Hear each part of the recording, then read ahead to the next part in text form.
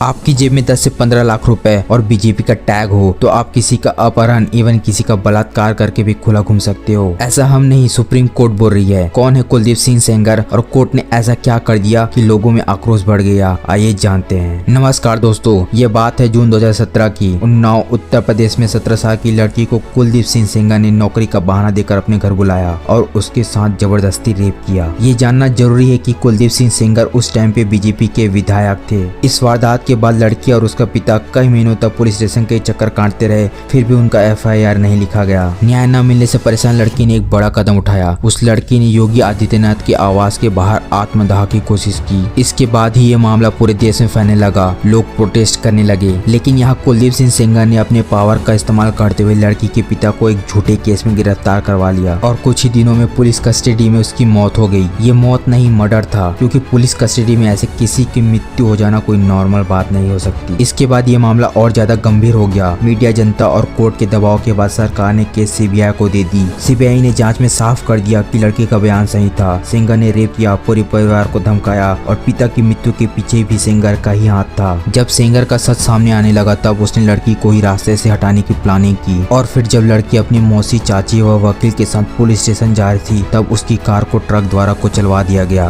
लेकिन लड़की और वकील थोड़ी चोटों के साथ बच जाते हैं, किंतु उसकी मौसी और चाची सर्वाइव नहीं कर पाते और उनकी मृत्यु हो जाती है। फिर उसके बाद 2019 में कोर्ट ने बड़ा फैसला लेते हुए कुलदीप सिंह सेंगर को उम्र कैद की सजा सुना दी और साथ ही पिता की मृत्यु पर 10 साल की सजा भी दे दी। लेकिन मात्र 6 साल बाद 2025 में सेंगर की उम्र कैद की सजा को सस्पेंड कर दिया गया और कुछ शर्तों पर जमानत दे दी गई कि पीड़िता के घर से कम 5 मीटर दूर रहना, किसी भी प्रकार से पीड़िता या पीड़िता के परिवार को धमकाना नहीं। कोई नॉर्मल इंसान भी बता सकता है कि ये शर्तें कितनी बेतुकी भरी है। इसके बाद पीड़िता और उसके परिवार ने दिल्ली में विरोध प्रदर्शन किया, लेकिन यहाँ भी सरकार ने उन्हें प्रदर्शन करने नहीं दिया। पीड़िता के परिवारों को जबरदस्ती बसों में भर के ले जाया गया। मैं मोदी जी से पूछना चाहता हूँ, क्या अपने लिए न्याय मांगना गुनाह है? जहाँ न्याय मांगने पर आपसे आपका सब कुछ छीन लिया जाता है। रेपिस्ट अपने पावर का इस्तेमाल करके बाहर खुली आम घूमते हैं। क्या ऐसे बनेंगे हम विश्व गुरु?